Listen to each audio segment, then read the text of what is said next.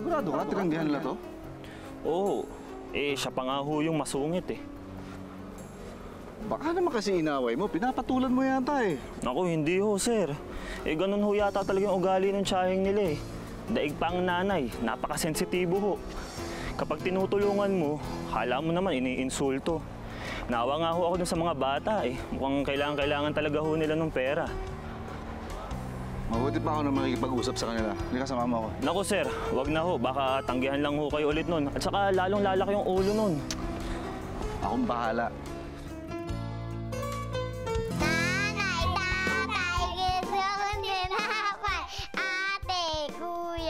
Gusto kong kape.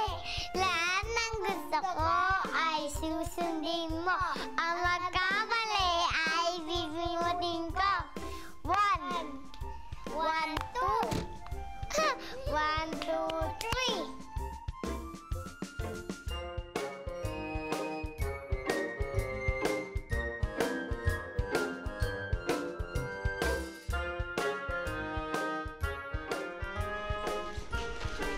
Trudis. Magandang gabi po. Magandang gabi din sa'yo. Trudy, saan ba yung tita mo? Baka mamaya girahin kasi kami. Wala po. Nagtitinda lang po siya. Alika po, pasok po kayo. Salamat. Halika.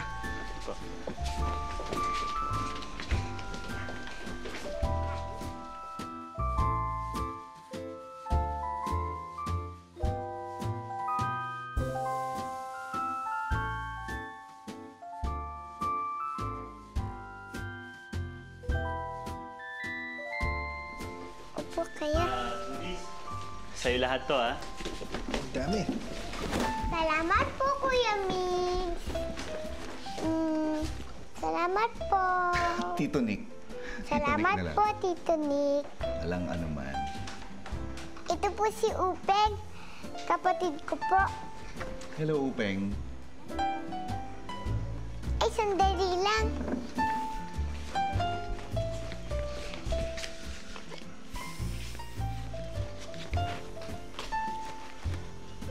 Oh.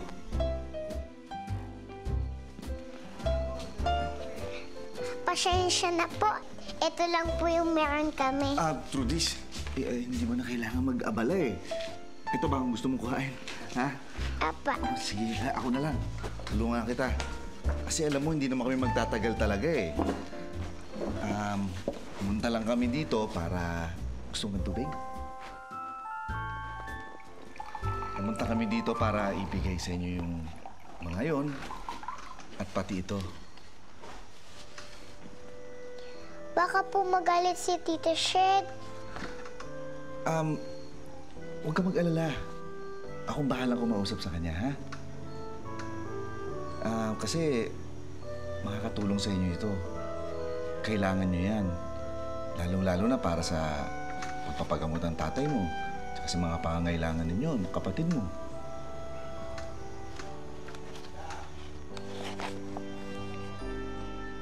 Salamat po. Paano, Trudis? Tutuloy na kami, ha? Teka, okay lang ba kayo dito? Dalawa lang kayong bata, wala kayong kasama matanda,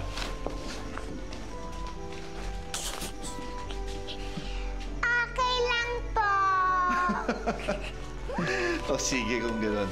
Pero iingatan mo yung pera na yan, ha? Tara na.